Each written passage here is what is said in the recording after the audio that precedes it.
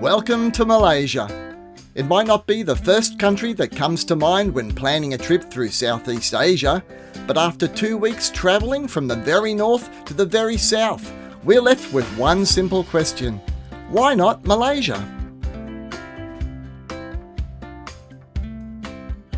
Come with us as we explore a country that's incredibly diverse, easy to travel and seriously underrated. From the natural beauty of Langkawi Island to the world-famous food and street art of Penang. From hidden cave temples and misty mountain tea plantations to historic cities and one of Asia's great capitals. Hi guys, thanks for joining us as we highlight our full 2-week journey across Malaysia. We're travelling from the very north of the country all the way down to the southern border, so there's a lot of ground to cover. So let's get roving. We began our journey in the far north of Malaysia, up near the Thai border. After arriving in Penang, we took a short flight across to the tropical island paradise of Langkawi.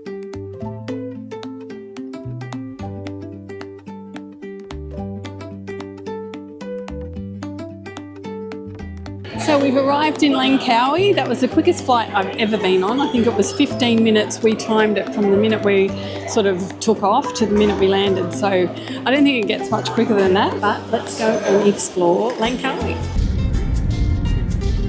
We jumped in a grab and headed straight to Penang Beach, or Pantai Penang as it's known in Malay. Penang is the main tourist hub on the island, and it's where we'd be staying for the next few nights. The air conditioning's on and it's so cool in here. And it's a little tree house. How cute is this? It is beautiful. A lovely Nice comfortable bed. Isn't it cute? It's even got a love heart. Did you see that? Isn't it gorgeous? That's pretty cute. With its wide palm tree lined beach, restaurants and bars, a host of water sport activities and tours, Penang Beach has an unmistakable holiday vibe. We've come to the beach at Penang Beach here. Later in the afternoon, it's about 6 o'clock in the evening now. And things have really started to liven up now that the sun's gone down and it's starting to cool down a little bit. We've got some transformers singing and dancing here in the square. Lots of markets, food, bits and pieces. So we're going to check that out before we go and have something to eat.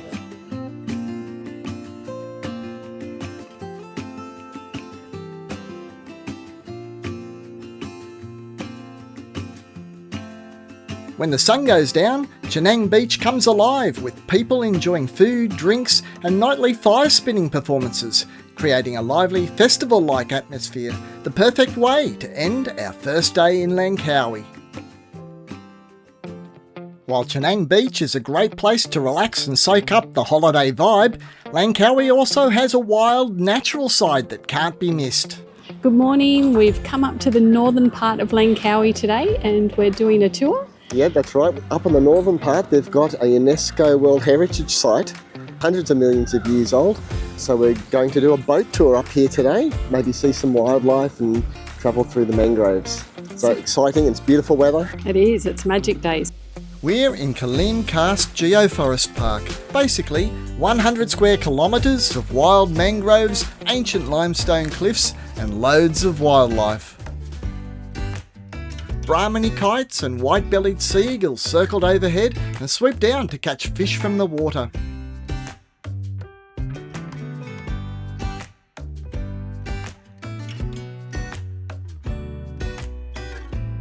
As we slowly motored through the mangroves, our guide explained the important role they play in the local ecosystem. Along the banks, cheeky monkeys played on the muddy shoreline, while families of bats slept high in the crevices of caves as we drifted through.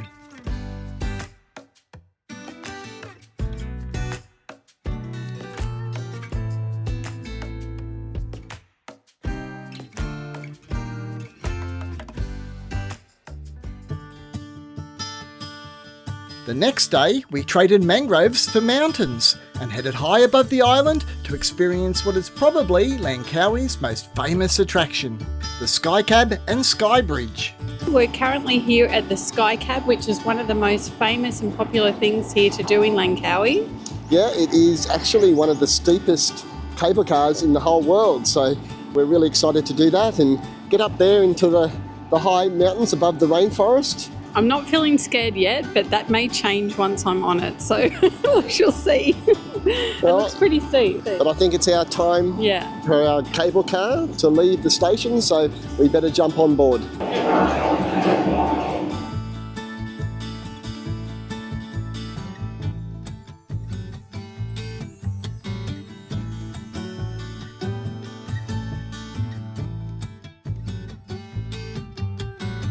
That's pretty steep, isn't it? Look how steep that is. It's crazy.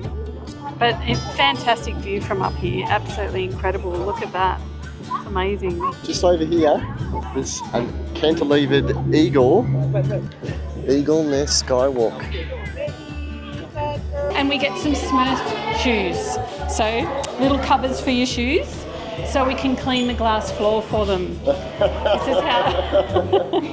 This is how they do their cleaning. Great idea. I need some of these at home so the kids can scoot around.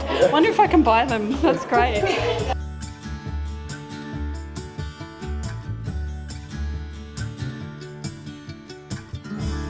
I think we might get on the next cable car and head over to the next viewpoint. Sounds good. So these are the oldest rock formations in Southeast Asia. Wow. 550 million years old.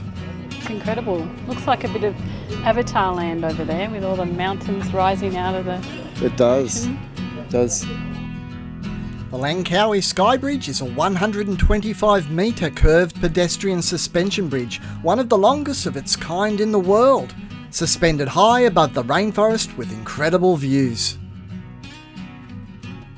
We're at the bridge now. I feel like I'm having head spins because it's moving a little bit, and I wasn't sure if it was me or it was the bridge, but I think it's the bridge that's moving. But it's a massive suspension bridge. It is. And it looks a bit scary from here. If you're scared of heights and wibbly wobbly bridges, it's moving a little bit.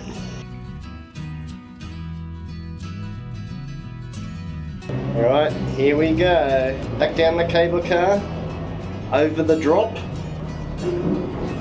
Whoa! There's a little, they call it an oriental village down at the base of the cable car. So we're going to go down there, and there wasn't anybody there this morning apart from a few otters in the little lake. Yeah, they were really cute. I was pleasantly surprised. I heard a little squeak, squeak, squeak, and I looked in the water and there's cute little otters playing. It's a 3D art gallery as well. Yeah. I'm looking forward to seeing that because I think that'll be a bit of fun, and I think it's air conditioned, which will be, well, I'm hoping anyway.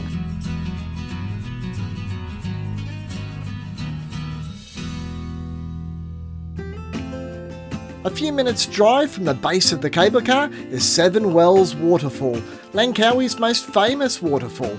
And after a day exploring in the Malaysian heat, a refreshing dip in the mountain stream was the perfect way to cap off our time on the island. Just a quick pause. We hope you're enjoying the journey so far and would love to have you along for the next adventure. Just hit that subscribe button, or if you're watching on TV, just scan the QR code on the screen using your phone. It only takes a few seconds, but it really helps us to bring you more travel guides just like this. We'll pop the QR code back up at the end of the video, but for now, let's get back to exploring Malaysia. After 3 fun-filled days in Langkawi, we hopped back on a plane for the quick flight to Penang, an island packed full of colonial history, natural beauty and amazing local food. And you can't get much more colonial than the George, our beautiful heritage hotel in the heart of Georgetown, Penang's UNESCO-listed Old Town. So here's our lovely looking bed. This looks nice. Oh, this is interesting. We get free snacks. It says poo poo and there's a baby with a diaper on it. I think they're for you, Chris. Yeah, there we go. Ta-da! That's lovely. That looks nice. Nice little area.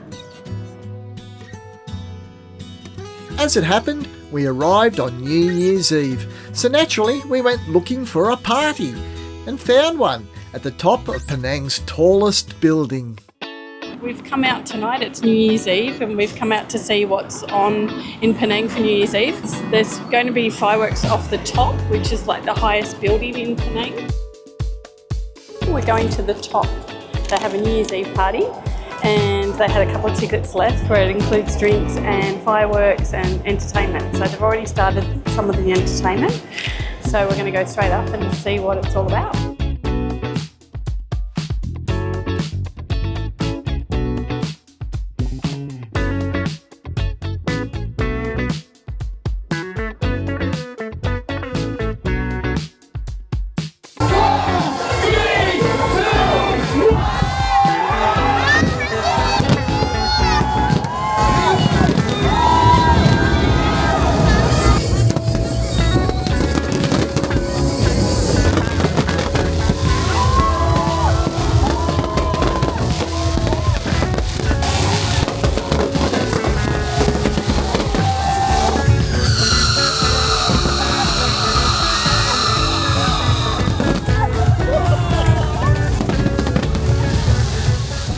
The next day, we set out on foot to explore the heritage streets of Georgetown. And while these streets are rich in history and character, they're also home to some of the best coffee shops we discovered anywhere in Malaysia. This is a special of the day. Mine's pistachio, and Chris has got a black sesame, and it's prepared at minus 86 degrees Celsius, and it's called a pistachio dirty, mind you. Let's try it. Oh yeah, that is good. Black sesame. Okay, it's not something I would normally have got, but it was just that it was recommended by the waiter, so that's nice too. It's not that sickly sweet like a caramel coffee or something like that. Very easy to drink. Beautiful. Fully caffeinated, we hit the streets. If you love your history, you'll feel right at home in Georgetown. Georgetown was actually built by the British back in the 1780s to take advantage of the Malacca Strait being a trading hub between Southeast Asia and China and India. So it's a big melting pot of cultures and of religions. It's really cool, really, really cool. Such an interesting place to come. It's like stepping back in time. Much of Penang's colonial history is preserved in its architecture. Grand old buildings, churches and monuments line the streets, while at the top of the town sits Fort Cornwallis, built to protect this strategically important trading port from would-be invaders. But the British are just one of many cultures that have called Georgetown home. As we wandered through the streets, we passed Chinese Buddhist temples, Indian Hindu temples and Muslim mosques, all within a few doors of each other. One minute we were wandering the noisy streets of Little India. The next we were strolling along the lantern-lined streets of Chinatown. But there's more to Chinatown than temples and lanterns, as we soon discovered. We're walking down Armenian Street at the moment. It is amazing, and there's lots of street art apparently here, so we're keeping our eyes peeled. But I can't, I'm trying not to go into the shops. There's so many little shops with lots of little things, and I want to go into all of them, but we don't have a lot of time. The street art of Penang has become legendary, and it's particularly concentrated around Armenian Street, where every lane seems to hide another surprise.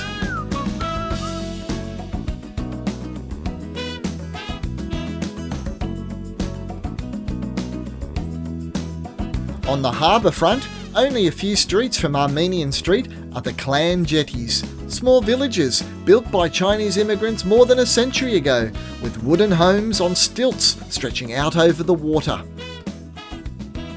Locals still live and work here. Some, like the Chu Jetty, have become popular tourist attractions, while others remain quiet and peaceful, giving you a glimpse of what life was like for generations of families who called these waterfront communities home. But Penang's Chinese community wasn't just made up of working families. Some, through trade and business, went on to build incredible fortunes, including Cheong Fat Si, whose famous Blue Mansion is one of Georgetown's most iconic landmarks. But if there's one thing Penang is famous for above all else, it's the food. Widely regarded as Malaysia's food capital, one of the very best ways to experience the city is on a guided food tour. Our guide drove us around in air-conditioned comfort as we sampled 20 of Penang's most famous dishes at eateries we'd never have found on our own. It wasn't just a highlight of our time in Penang, it was one of the highlights of our entire trip through Malaysia. It would be easy to spend your entire time in Penang wandering the heritage streets of Georgetown, but there's so much more to discover beyond the old town. On our final day, we made the half-hour journey to Penang Hill to take in the view from the island's highest point. To get there, we boarded one of the world's steepest funicular railways for the 2-kilometre climb to the summit.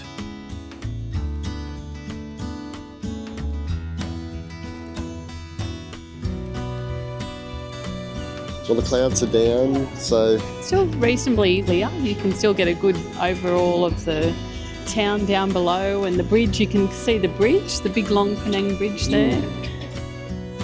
It's not just the views that bring people up Penang Hill, it's also famous for its nature trails, especially the habitat, where you experience the rainforest from elevated walkways and canopy walks high above the trees. Oh, watch out for the monkeys above your head.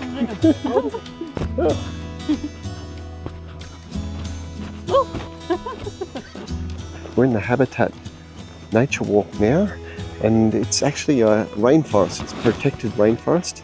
It's a pathway that was built back in the 1800s by the British. It offers a 1.6 kilometre walk through the rainforest. One of the highlights of the habitat is Langkawi, a 230 metre canopy bridge that lets you walk right through the rainforest treetops, 40 metres above the forest floor.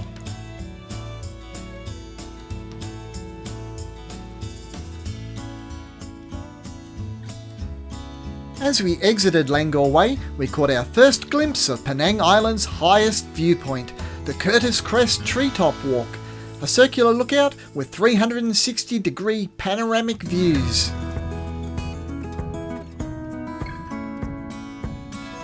Been looking everywhere for some animals up here in the rainforest, and I think I finally spotted one. There it is.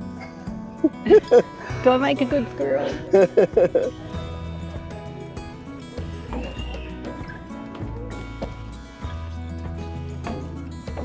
Oh, I can feel it warming up now. Oh, it's very bright up here. Need your sunglasses now. Whoa. And the blue sky's coming out. I'm blinded by the light. So that's where we were, down there. From this high point above the trees, the whole island opens up. You really get a sense of just how green Penang really is, something you don't get down in Georgetown. It's definitely worth the climb. We spent 5 hours enjoying the cool mountain air on Penang Hill before heading back down the funicular. You really get a feel for just how steep the railway is on the descent. But our day wasn't over yet. Just 10 minutes down the road stands Kek Lok Si, the largest Chinese Buddhist temple complex in all of Malaysia. Built into the hillside directly below Penang Hill, the whole complex rises in tiers up the slope.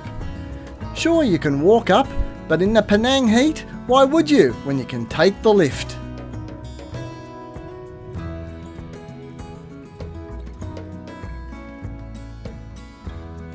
The temple's lower levels are filled with beautiful prayer halls and pagodas, but it was what we found at the top that really blew us away. Wow. Wow, that is huge. I don't think the camera will give it. Unbelievable. Towering above the temple stood the statue of Kuan Yin, the goddess of mercy, watching over the city below. One of Penang's most iconic landmarks, it was only now, standing beneath her, that we truly grasped the scale of this 30-metre bronze figure. The statue sits beneath an impressive pavilion, supported by 16 intricately carved columns and a beautifully painted ceiling. Every detail has been carefully designed with symbolism in mind. Lions and elephants stand guard, representing fearlessness and wisdom, while the protectors Heng and Ha watch over the space. We'd never experienced anything quite like this before, making it the perfect way to finish our time in Penang. Early the next morning, we hopped on a ferry for the 15-minute crossing from Penang Island to the mainland, where we boarded the ETS, Malaysia's modern fully electric high-speed train that connects the country's west coast. Our destination was Ipoh, a city about 2 hours south, roughly halfway between Penang and Kuala Lumpur.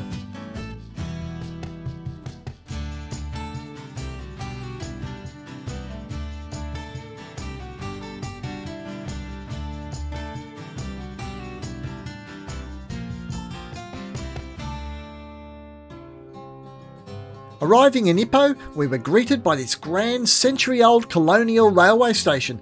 Its Edwardian arches, columns and domes have earned it the nickname, the Taj Mahal of Ipoh. But it's just one of many impressive colonial buildings left behind from Ipoh's heyday in the late 19th century, when the city's booming tin mining industry made it one of the wealthiest places in British Malaya. Today, Ipoh is a relaxed destination known for its colonial charm, famous white coffee and spectacular cave temples. In fact, it was the cave temples that really drew us here. Ipoh is a bit different to the other towns and places that we've visited in Malaysia so far. It's surrounded by these steep limestone cliffs, and the locals here, they've built temples in the caves hidden within these cliffs, so we're going to go and check a few of those out this morning. It's 8:30 in the morning and we've come to Perak Tong Temple, north of Ipoh, and it looks like we're the only ones here so far.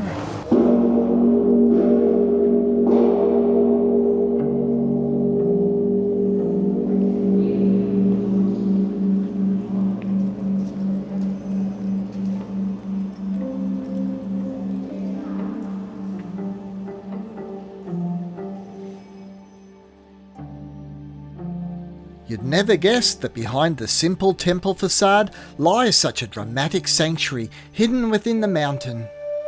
This temple was built about 100 years ago, and obviously the most striking thing is this giant Buddha statue, but also the walls are all painted in colourful murals of Buddhas and dragons and other deities. It really is quite striking.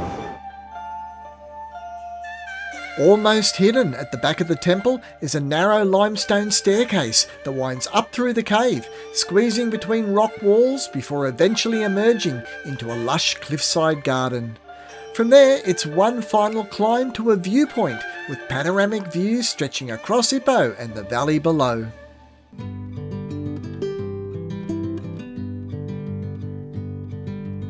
We're now at San Po Tong Temple, which is a bit of a tongue twister. Yeah, it's south now of Ipoh, but look at these gardens, these manicured gardens with bonsai type plants and carp ponds. And apparently they have tortoises here somewhere.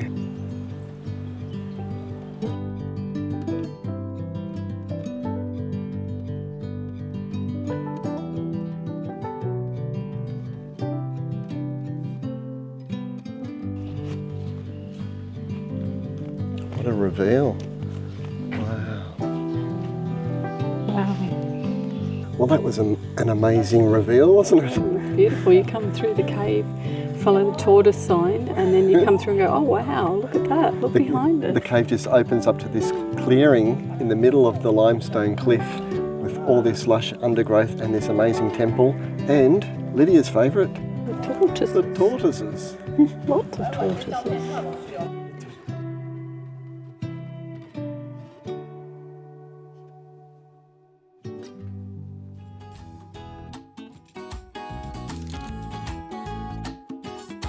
But there's more to Ipoh than its temples. Like Penang, Ipoh is known for its food. and it also has its own unique street art scene.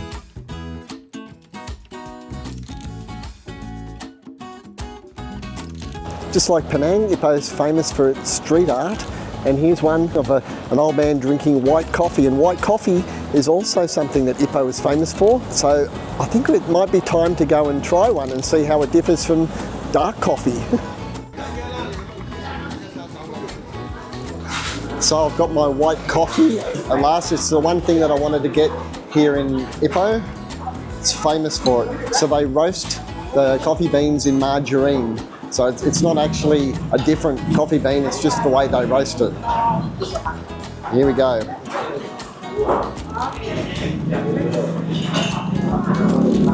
Oh, that is so smooth. I know it's margarine, but it is buttery, but it is really good. I could drink this every day. I'm going to have to learn how to make white coffee.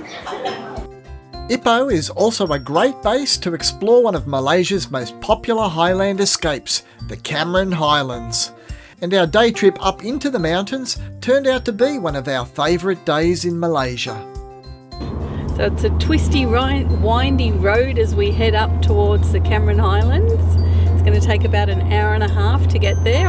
Thanks to its cool mountain climate and frequent rainfall, the Cameron Highlands provides the perfect conditions for growing fruit and vegetables, and, most famously, tea.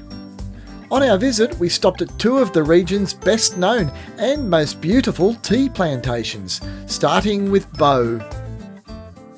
Founded in 1929, Batu is Malaysia's oldest and largest tea company, so it felt only fitting to begin our visit with a cup of Malaysia's most iconic tea. Take a look outside at the view over the tea plantation.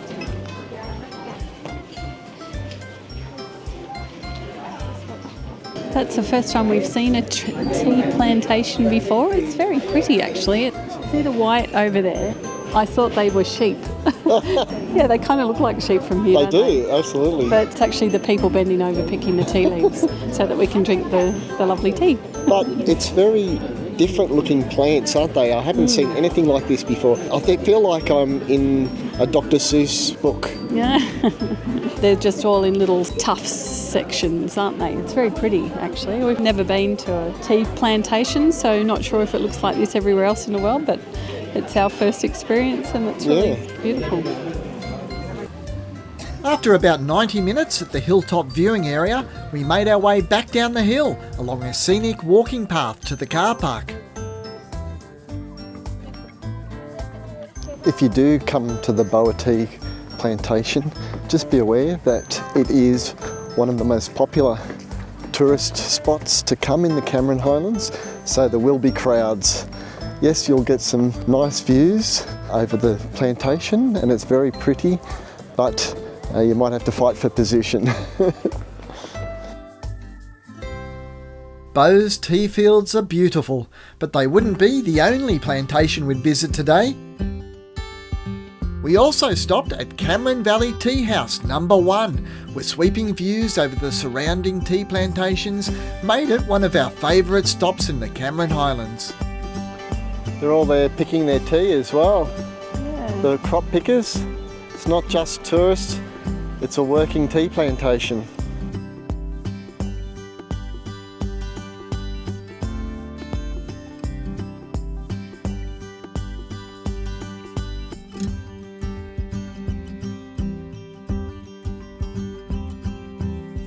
Well, that was worth the price of admission alone, just to come up here to the Cameron Highlands and get this great view of the tea plantations. Such a unique landscape.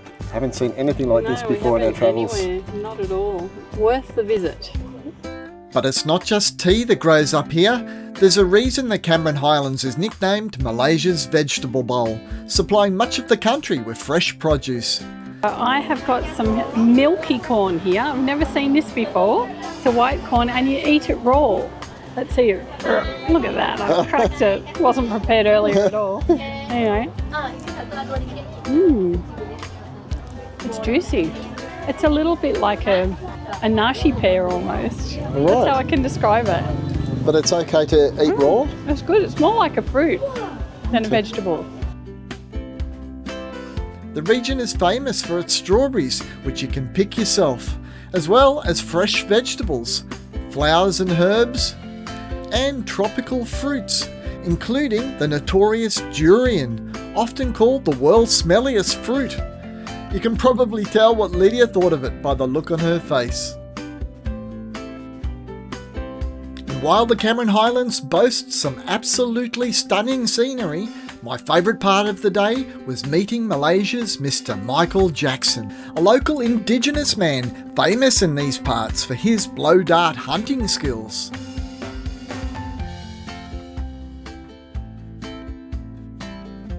After Michael Jackson showed us how to fire the poison darts, he handed the blowpipe to me.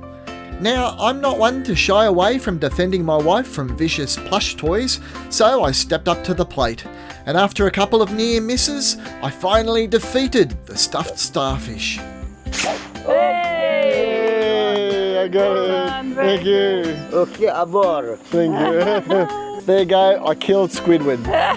It was actually Patrick. Well done. Thank you. Well Thank done. you very much. He can catch me an animal. Abor. Yeah. Abor means goodbye. After our day trip to the Cameron Highlands, we returned to Ipoh railway station and boarded the ETS for the journey south to Malaysia's capital, Kuala Lumpur.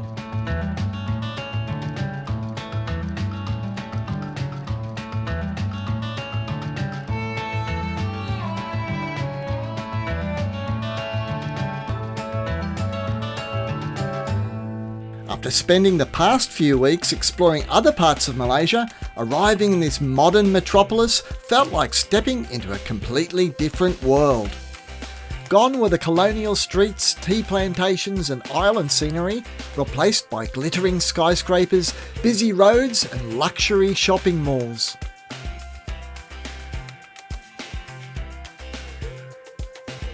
And of all the buildings that make up Kuala Lumpur's skyline, none is more iconic than the Petronas Twin Towers. They're not just a symbol of Kuala Lumpur, but of Malaysia itself. So of course, we had to go up.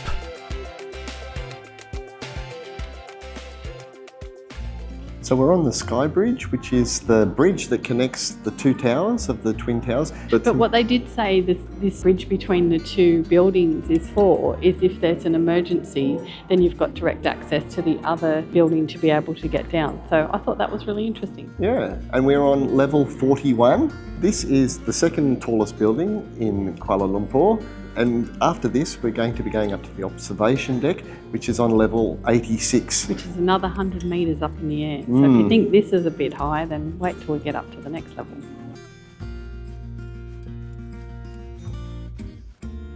Well, we're now up on the 86th floor and we're 370 metres above the street level. So if you're scared of heights, this is pretty high. But it's good seeing the other tower Yeah. just straight out the window here, because I guess you're looking at up yourself normally. really, aren't you? You're looking at mirror of the Where tower you that are. we're in. Yeah, exactly. It's impressive from up this high. It gives you a good bird's eye view. And it's so clear. There's no heat haze or anything. At this time of the morning, it's a great time to come up here. We can see the Merdeka building right behind it, this big blue building. The Merdeka 118 is the only building in Kuala Lumpur taller than the Petronas Towers, and at 678 metres, it's currently the second tallest building in the world. You can spot it from almost anywhere in the city. While construction is still being completed, the tower is already home to a luxury hotel.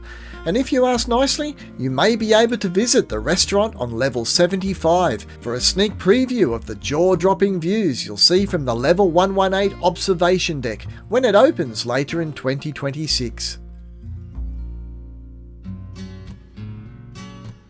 While Kuala Lumpur may appear ultra-modern on the surface, look a little deeper and you'll find it still retains the same multicultural roots as the other cities we'd visited throughout Malaysia. There's a vibrant little India, a bustling Chinatown, and the traditional Malay village of Kampung Baru in the heart of the city, where you'll find some of Malaysia's best nasi lemak. We passed historic mosques, explored beautiful Chinese temples adorned with colourful lanterns. And just outside the city, discovered one of the world's most famous cave temples, Batu Caves. Just come around the corner and then there's the big reveal, this amazing golden statue and all the stairs. It looks incredible. Ugh. Whoa, pigeons. Pigeons everywhere. Oh my goodness, oh my goodness, oh my goodness. Ah. Okay, let's go. Ah, they're gonna fly at me. If we're distracted, it's because there's a million pigeons here and they're all like come flying at you. So I'm like, oh, where are they? Anyway, but we are currently at Batu Caves. Yeah, Batu Caves covers a number of caves around here. This is the most iconic one, the Temple Cave. It's got this giant, almost 43 metre high statue of Lord Murugan, which is a deity in Hindu religion, the god of war, wisdom and victory. But there's 272 steps to climb up to the cave. Lucky we came early, before the heat of the day and before the crowds. So we might go and Get started before it gets too hot. I think so. And before we get pooped on by pigeons. All right, let's go. count the steps. Are you counting? Oh yes.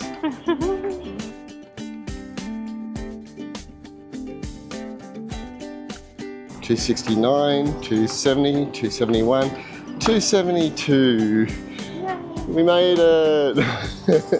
Batu Caves is the most important Hindu shrine in Malaysia and one of the most significant Hindu pilgrimage sites outside of India. It's really spacious in here, isn't it? They could fit a lot of people, a lot of worshippers, I guess. Look, there's something significant with the peacocks. I wonder what it is. Made it to my spiritual place. You don't have to Lydia's film that. spiritual animal is a peacock. Yeah. She's with her people.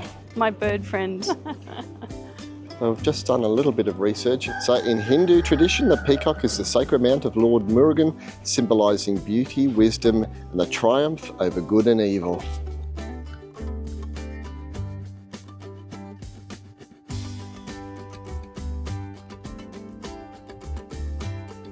Oh, wow, Look at that. look at that. It's pretty impressive. Are you glad you took those final few steps up Yeah, I think it was worth it. It's like it's open into a big cavern with stalactites and stalagmites and another little temple up here. Just one word of warning if you are visiting Batu Caves. Don't carry any food with you or you might lose it to these little guys. We're going out tonight to find a rooftop bar, which is an iconic thing to do here in Kuala Lumpur. By day, the rooftop of the Menara KH building in downtown Kuala Lumpur is a working helipad. But when the sun goes down, the helicopters make way for cocktail lovers as it transforms into one of the city's most spectacular rooftop bars.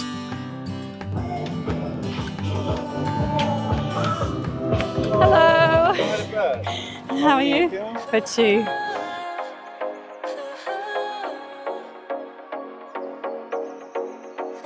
Wow. It's pretty cool, isn't it? Oh, there's a good view of the towers.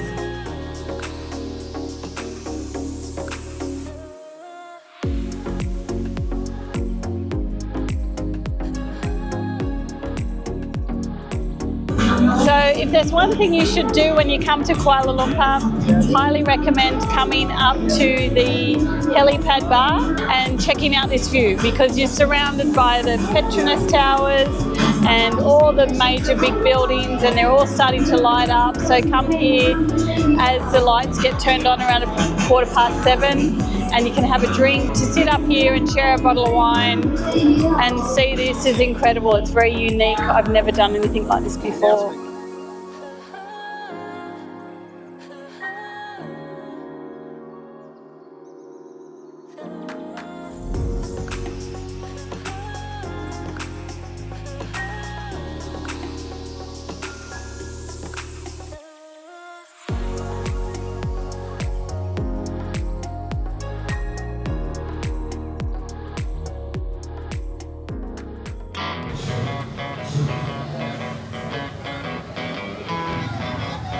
After our rooftop drink, we were on the lookout for dinner, and there was only one place that I wanted to go, Jalan Alor, Kuala Lumpur's famous food street. So you got coconut water? Did.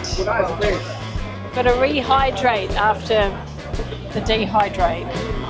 After that bottle of wine? Yeah, I didn't have a bottle, I had half a bottle.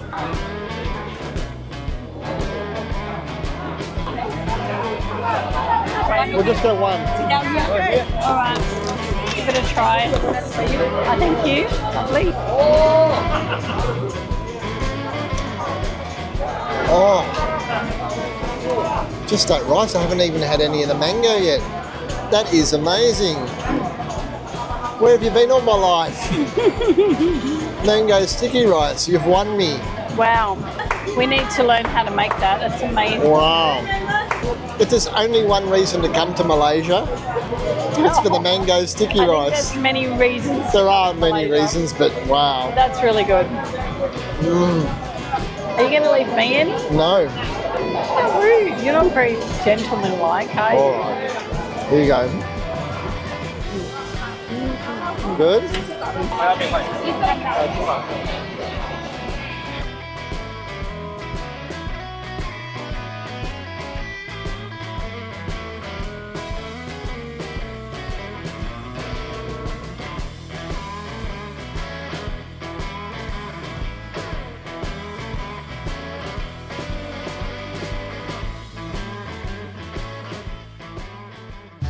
After an exciting couple of days in Kuala Lumpur, we hopped on a bus bound for the coast. We were headed to the historic riverside city of Malacca, about a 2-hour drive from the capital.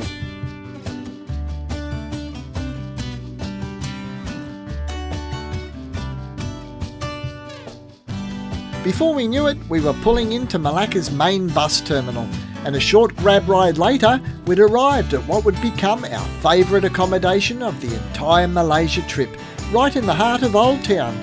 Wait until you see this. Welcome to Casa del Rio. This looks incredible. Wow. My goodness, look how beautiful this is. Oh, you've got a bath, Lydia. Oh my goodness, I've got a ducky. A duck. Yay! Best thing ever. Oh, how good's this? Bath salts. How nice is this? This is gorgeous. I know I'll be in there tonight for sure. Oh, my goodness. Look at this. You've got these doors that open to your bedroom. Wow. You get complimentary Coca-Colas, waters. That's a little bar fridge. Now okay. they're talking. They've got my little Nespresso machine. I'm sorted in the morning. Should I test out the bed? Yep. Let me try it. Oh, yeah, that's so soft. Oh. You didn't even do the jump. No, I can't jump. That's so good. But I want to see this balcony. This is what we came for. Here we go. Wow. Wow. Seriously, do you need to go anywhere else? I'm just going to stay here. This is gorgeous. That is worth getting the riverfront view. Look at this, it's incredible. I have to say, if you think it looks good on your television, it's probably better here in real life. It looks amazing. It is amazing. It's incredible. I feel like I'm somewhere in Europe even, it could be anywhere. on the Riviera or a canal in a European city.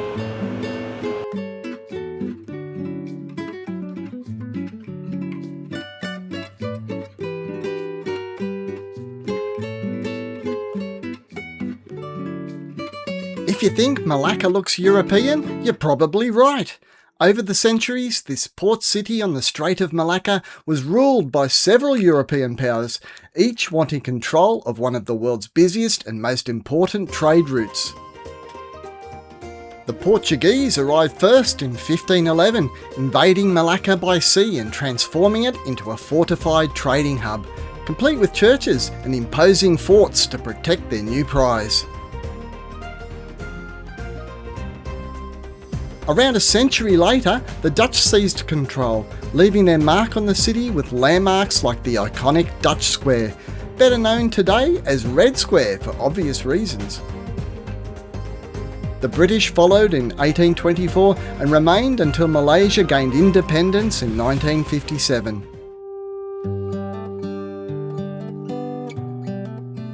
Add in the beautiful riverside setting, lined with colourful buildings, waterfront bars and restaurants, and plenty of amazing coffee shops, and it's easy to see why so many visitors compare Malacca to parts of Europe. But Malacca also feels unmistakably Southeast Asian. As we explored, we passed vibrant Chinese temples filled with the scent of incense, and beautiful mosques, including one built over the water that appears to float at high tide. We wandered streets lined with red lanterns and heritage shophouses, and made our way through narrow laneways filled with colourful street art.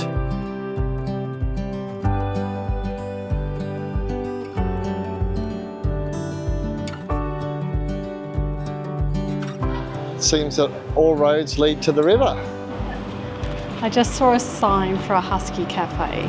So that doesn't mean you go to eat huskies, you get to play and cuddle with them. So I have to go. Hello, puppies. Hello. Who wants to say hello? Hey, guys. Hello. Yay. Oh, my goodness. Aren't you beautiful?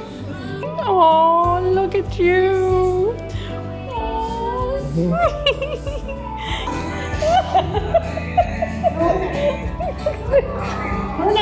So if you're a dog lover, as we are, there's an amazing place called Ha Ha Husky here in Malacca. And we came to just give the dogs cuddles and just spend some time with them, which was wonderful. And they're all so well kept and looked after and cleaned every day. I've never seen such beautifully kept huskies, and it was just such a lovely thing to do because we're missing our dog from home, and I just love a bit of puppy love, so it was lovely. So if you come in here and you're missing your puppy, or you just love puppies and you can't have your own because you're travelling or for whatever reason, come and get your little fix here. They're all beautifully natured, they're all well kept, clean, they're just gorgeous, and the people here are just lovely. So that's a top tip from me. If I came back, I'd be doing this every morning, I can tell you. I think this one's coming home with us. After dark, the city really comes alive. Jonker Street becomes the centre of it all, with a bustling night market that rivals even the one in Kuala Lumpur.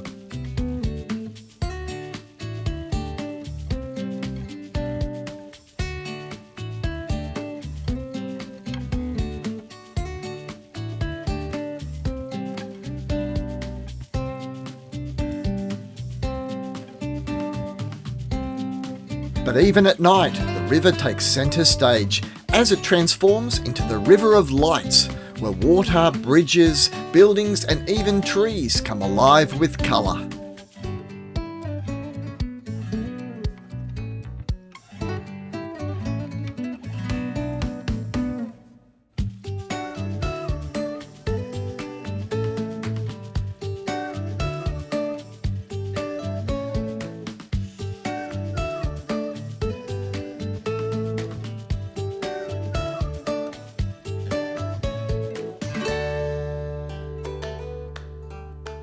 On our final morning in Malaysia, we met up once more with the Ha Ha Husky crew, who had kindly invited us to join them as they walked some of our new four-legged friends.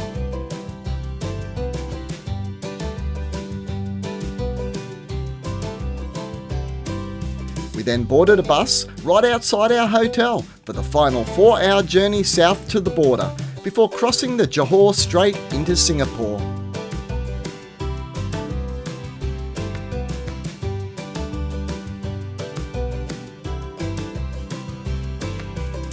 After 2 weeks in Malaysia, we felt like we'd only scratched the surface of this surprisingly diverse country. We'd visited unforgettable places, both natural and man-made, experienced amazing food, and met wonderful people along the way. The country is easy to travel around, it's affordable, and there's far more to see than most people realise. Now, if anyone asks us where they should visit in Southeast Asia, our answer will be simple. Why not Malaysia? Thanks for coming along on our Malaysian adventure. If you'd like to explore Malaysia in a bit more depth, we've got dedicated videos on every destination that we visited. And you can find our full Malaysian playlist right up here. We hope that you'll be coming roving again with us soon, but it's a bye for now. Bye for now.